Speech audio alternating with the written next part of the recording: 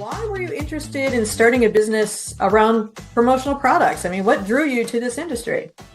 Well, it's kind of interesting because for most people, it's kind of a hidden industry, and people don't really realize that there's companies that do this, that manufacture it, sell it, etc. But yet it's really part of all of our lives. And a number of years ago, I was kind of introduced to it, kind of fell into it too. I had been a user of promotional items and had been a recipient of them. And I really found that this was for me personally, it was the perfect intersection between my interests and my abilities. And it definitely involves marketing. And I've always been interested in marketing. So it's really worked out well for me. Welcome to the Turbo Branding Show, where we help you ignite your growth by leveraging your brand to grow faster, easier, and more successfully. You'll discover insightful conversations from our powerful guests, founders, CEOs, and advisors for thriving businesses. And they're going to share how they've successfully built strong brands to help you expand and grow. I'm your host, Sue Kirshner, and today we're welcoming Dona Blunt to the show. So let's delve into this episode and turbocharge your brand. First, I just want to say thank you for being here, Dona. I'm so excited to talk with you. Well, thanks for inviting me. I feel honored to be part of the group that you're interviewing. Thank you. Excellent. Thank you.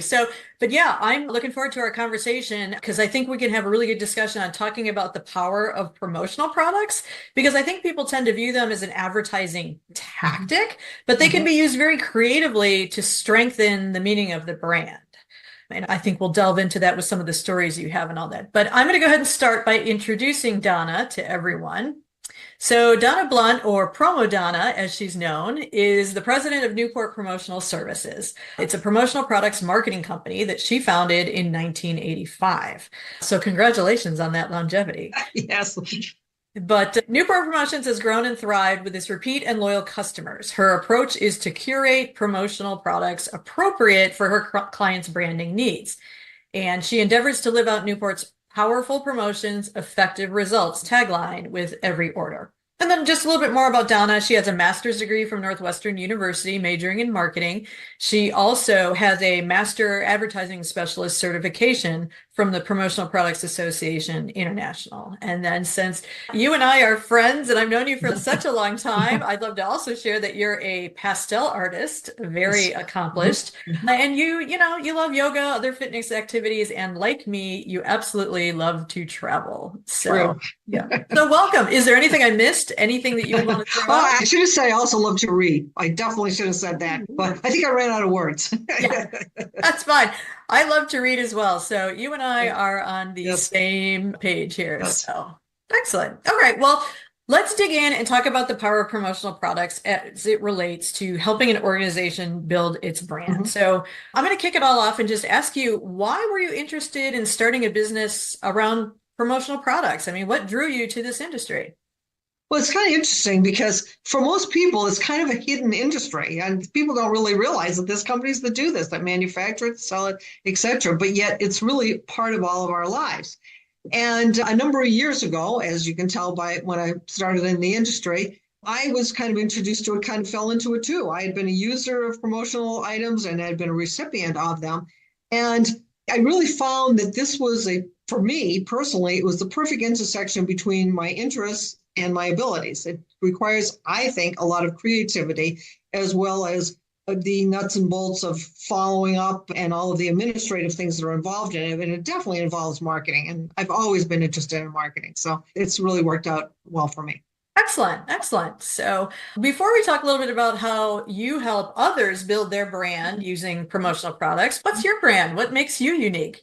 Oh, well, as you had introduced me, I kind of brand my individual self as Promo Dona, only because, number one, people smile when they hear it. I think it's pretty memorable. Yeah. And it's also because I have been in the industry a long time. That kind of is my secret power, because I know I've experienced so much in terms of which companies are the best providers of items, who's going to be able to reproduce some of the customer's logo, considerations like freight, where it's shipping from, just really having kind of inside knowledge from really doing this for quite some time and being a student of the industry as well. As you mentioned, I have a certification from our association, and I go to a lot of trade shows and do a lot of reading and really try and stay up to date. So that's part of what I'm able to bring to my clients. Excellent. Do you specialize in any particular industry or type of customer or anything like that? Well, only in a rough sort of way. I do a lot with educational colleges and universities.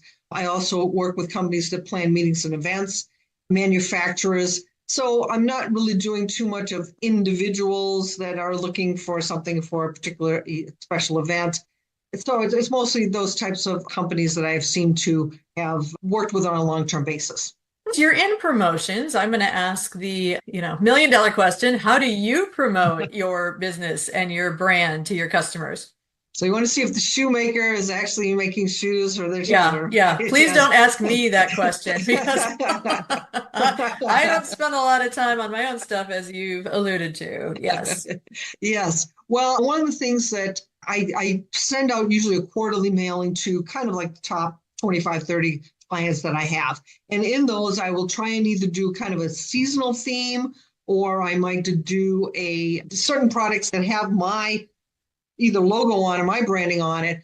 But I'm trying to really kind of show the types of things that they could use for their own company. So I really try and mix that up. For example, like during the pandemic time, I did kind of a kindness theme, just because people really wanted to kind of associate with that. I'm planning to do a holiday kind of a cooking theme, to kind of got to cook up different ways of working for the holiday season. I've done other things for travel, etc. So I really try and show some different things that, again, clients can use. So in addition to that, besides mailing, I do some networking events as well too, to keep my name up. And, using emails and just staying in touch with clients is a huge part of what I'm doing, and trying to be proactive, thinking about what their marketing needs are through these emails, as opposed to me selling something, what I think it could work for their particular brand.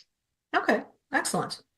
What kind of, just ask you, what kind of projects or that a client brings you like really just makes you light up, makes your eyes go, ooh, I can't wait to work on this one. What kind of a project does that for you?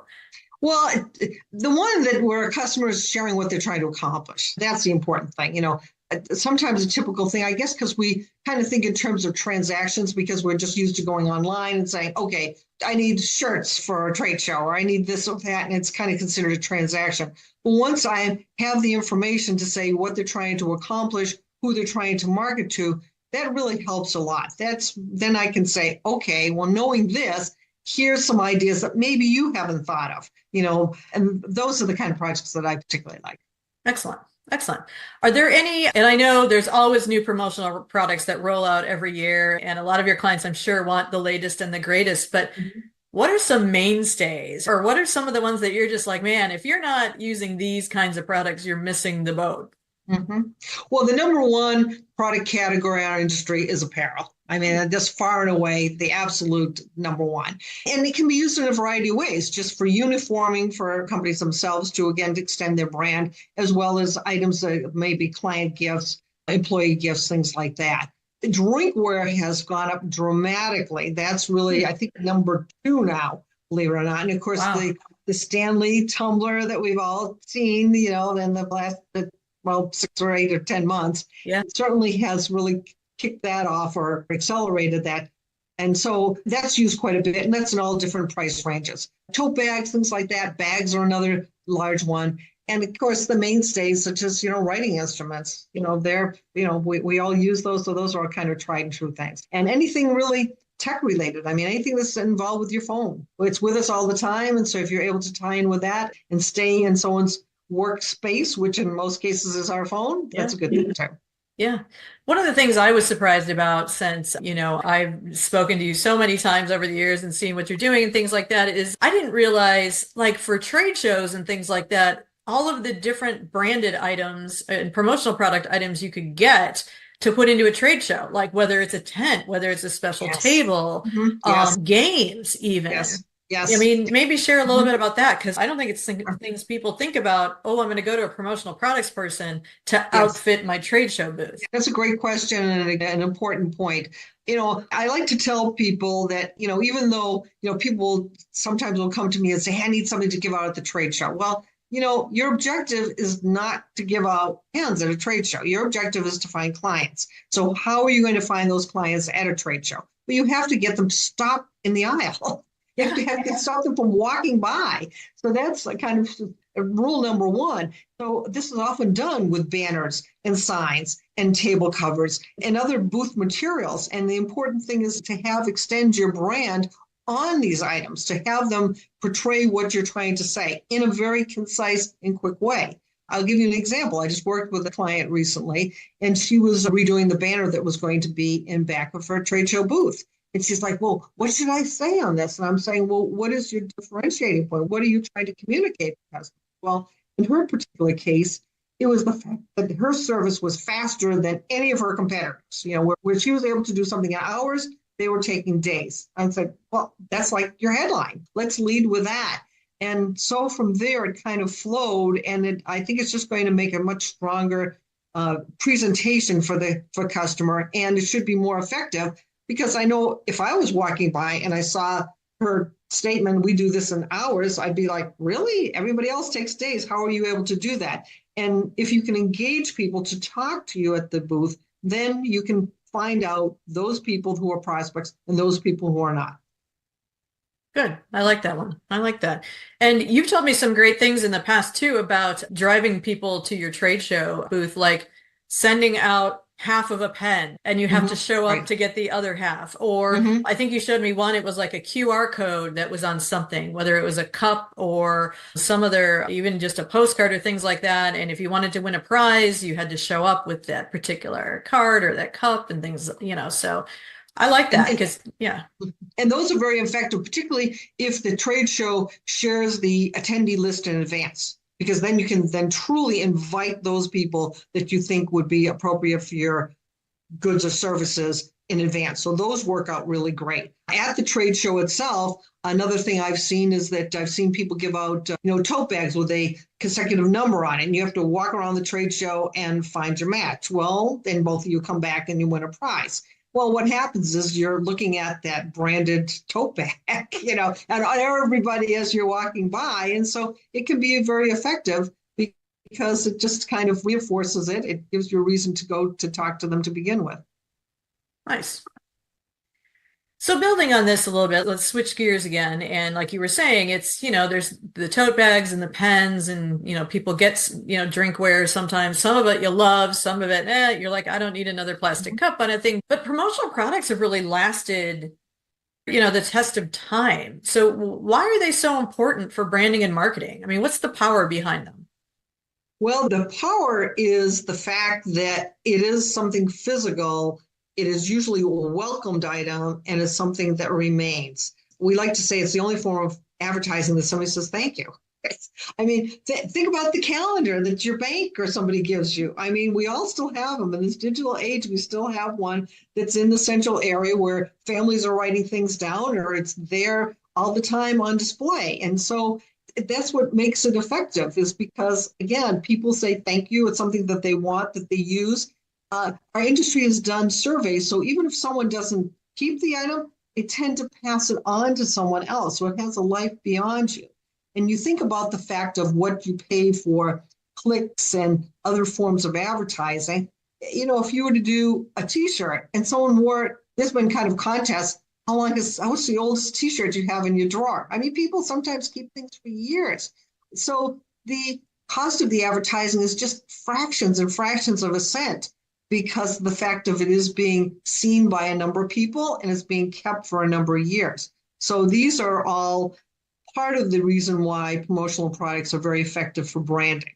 It also extends your brand. It's because you're able to use your company colors, you're able to use your theme, you're able to use your logo. And so it just, again, it's able to communicate that. You made the comment about a plastic cup, and you're spot on. Right now, sustainability is being much more, people are more aware of it. And so if you're a company that's trying to communicate that, well, you would do that by the promotional products that you'd use. You would be using items that are made of sustainable materials, or they might support a cause that if you buy the product, a tree will be planted for every so many pieces that you buy. Or if the product is made out of recycled water bottles, that they're supporting an organization that cleans out the oceans for water bottles. So these are, again, ways that you're able to repeat what you're trying to communicate in other ways. Yeah. Yeah, I agree 100%. Yeah, because I even had a list, written down for myself, which talked about why do I think promotional products are so important? And from a brand strategy point of view, like you said, it's obviously gifts, whether it's thank you gifts Mhm, or just mhm. something I want to give you to grab your attention, but it builds goodwill for your company and your brand. And it helps make people feel special, right? Mhm. So, because Yes. branding is all about loyalty. Mhm. And this is just another way that you can get someone to say, oh, I get it. They appreciate that I'm their customer, and in return, I'm going to be loyal to them because they do such a great job, right? Yes. Um, And that's been proven too, because again, surveys have been done to show that people feel more favorably about a company that gives them a promotional item. So you're spot on. That's absolutely correct. Excellent. And then, yeah, and then I was looking at, well, building awareness, right? So everyone needs to build Mhm. awareness for their brand. And it's obviously a big goal of advertising. But like you said, there's so many ways to do that with promotional products. Like you can make it very visible. Like let's say having your brand on umbrella that you give out to people at a golf tournament. Well, Mhm. everyone's going to see it. Or having your Yes. brand on a beach towel Mhm. so that when people go on vacation or to the local pool, suddenly everybody sees this towel that you put down Mhm. with somebody's brand on that. And then you obviously talked about the longevity. People hang on to them for a long time. I don't know how many times I was like, oh, who was that HVAC repair guy that we used? And I go and find the pen or I go and find the magnet that he gave me and things like that. So, Mhm. and then I loved your example about supporting a brand characteristic. So you were talking about speed and how you had a customer was talking about speed, but like I loved the way you helped both a friend of ours who had a company called Life Meets Work.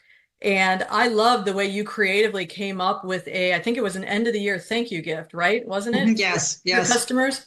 Mhm. So the company was all about trying to create more work-life balance and helping companies figure out strategies and plans to do that. But I just love that you came up with the idea of, all right, well, what's work and what's life? And you Mhm. came up with the coffee mug for the work part of it with obviously the Life Meets Work logo on it. But then you came up with these really cool fuzzy socks Right. for the life part and, sent that as a gift to all of the customers. And I know our friend who owned the company was thrilled with how many people came back to her and was like, can I have more socks? Can I have more mugs? This is great. But it just absolutely reinforced the brand Mhm. of trying to create this work-life balance and this feeling of being in control. So Mhm.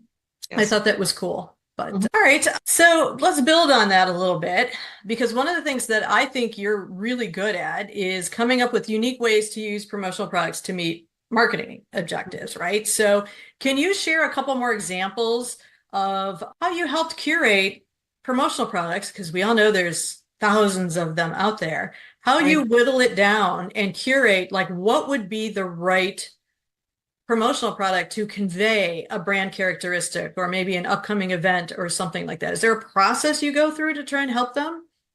Well, I try and find out again who is going to be receiving these because I think that drives it quite a bit. Yeah. And also, again, if there is a specific objective to using the particular item.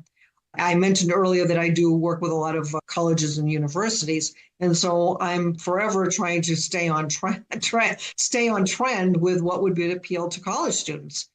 Because at this point in time, it changes from year to year and from season to season. So Hmm. that's the important thing of really trying to stay up to date as to what would be appropriate. And so, in each organization is different in what they're trying to do. They have different branding strategies. They have different ways that they really want to communicate their message. So some of the stuff is tried and true, pennants and drawstring backpacks that have been done for a number of years. Other times we're just doing something a little bit more contemporary. I'm taking one of the school mascots right now. We're trying to put it on some physical products. And they're just really kind of getting to the point they're just using their mascot without even putting their college name on it because they're trying to establish that well enough. So right now, I can't think of a specific thing that I can tell you, but just really that's kind of the process that I go through to say, okay, what are they trying to accomplish? Now, obviously, the other factors are budget and also the event date. Because that totally can change things around. I'm working with somebody right now that we're rushing. It's a meeting that's taking place basically the second week in September. So with the holiday coming up, it's like, we're kind of really running out of options and trying to get some things in time to get her organizations and trying to get her message across. So that's kind of the basic process. Yeah. People, I don't think, realize how long it takes to get some of these items, right? And I'm Mm-hmm. sure you're used to dealing with constantly Mm-hmm. emergencies and I need this Yes. tomorrow and all this kind of stuff. But Mm-hmm. what is a typical time frame that people should be working from, when they start thinking they have a need to when they think the product or they're going to need the promotional products in their hand? I mean, how much time do you kind of encourage your clients to have for that? Part of it's also going to depend too what they have in terms of what they want to imprint on it. I mean, I've had this particular project that I just mentioned, where we're actually evolving it right now as to how this is all going to be from involving a graphic artist. So once we have the artwork, Okay. then we can kind of start the time clock. And typically what will happen is a customer says, well, I'd like to order XYZ, and we agree on what that's going to be. After I send them the order confirmation, it goes to the factory, and usually an e-proof is created then. And then once the e-proof approved, then it's another anywhere from 5 to 7 days is a typical time period for production, and kind of starts after proof approval, but you have to allow time for shipping as well.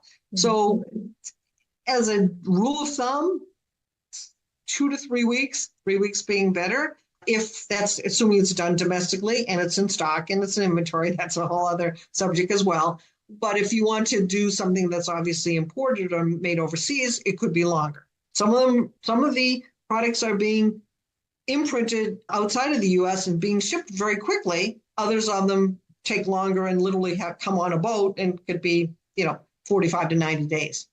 Okay. So yeah, so if you're looking for holiday gifts and things like that, obviously Yeah, you yeah, should start the yeah. process in like August, September, right? I Mm-hmm. mean, yeah, Yes, right. yeah. Mm-hmm. When people are still coming down from the summer, Right, then you right. can That's think about correct. it. Yeah, right. Yeah. So just a couple more questions for you, but was there ever a client project that you had that just was like challenging, but you were really proud of the way it came out at the end? I guess the ones that all of a sudden something goes sideways and you don't think it's going to ship on time. Ship on time. I just had one kind of recently that I don't know, it was just almost everything that went sideways on it. And it was just really an important thing. It had to be there by a certain date. And the customer said, I don't know if I'll lose my job if they don't arrive in time, but maybe I could. I'm like, oh my God. So Yeah. fortunately, we were able to pull their out of the hat. So, I mean, that always makes me feel better because I mean, I feel personally invested in all of these projects and I want them to do well. I want my clients to shine. I mean, that's the important thing is that it goes well. So I think it's kind of sometimes the behind the scenes things that happen. I try not to bother with let them know all of the back and forths that are going on underneath the water surface, so to speak, just to Yeah. make sure it happens. So I Yeah. guess that's the first thing that springs to mind because it's a recent one. Wonderful. Wonderful. Well, thank you. Thank you for Mm-hmm. sharing those. And then I'm going to ask you something that I ask all of my guests is Mm-hmm. just, I love to give a shout out to organizations that are just killing it when it comes to branding. So I'm going to Mm-hmm. ask you, what is a business you admire for their branding? Well, actually, one of my clients I think does a good job, and it's a nonprofit, and it's called Wings. They fight against domestic abuse, and they're constantly using items to brand themselves because, sadly, you want to put products and lots of inexpensive products, so you can use a large quantity of them out in the general public. So when somebody needs it or they need to refer someone to their services, their phone number is there. So we often will put their 24-hour helpline phone number on it as well. And their color is purple, which is the color of the purple ribbon for fighting domestic abuse. And they use that quite a bit in all of their items. And so both from employee and volunteer uniforming, as well as trade show items, like table covers and things like that, as well as items that they give out to the general public.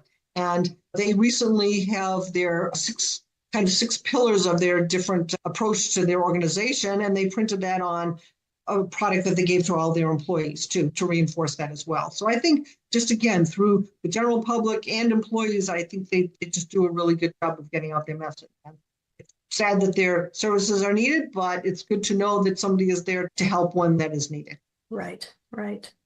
Appreciate that. Yeah.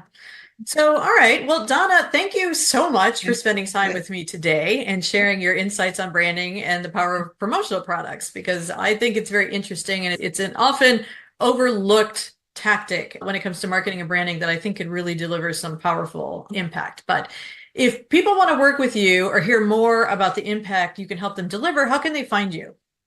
Oh, okay. Well, that's fairly simple. I can give a phone number and my website. I guess I want to mention one of the things that I think I could be helpful for is if people are trying to kind of do this online themselves. I mean, it seems like it's fairly straightforward, but again, there's a lot of duplicate items. Like it's hard to pick out what you want, and if you're just one of thousands of customers, if something doesn't happen to you, something doesn't go right in your order, they're not going to be all that interested. And so that's where someone like me can help navigate a lot of the water. So if they want to reach me, my phone number is 847-398-5500. That's 847-398-5500.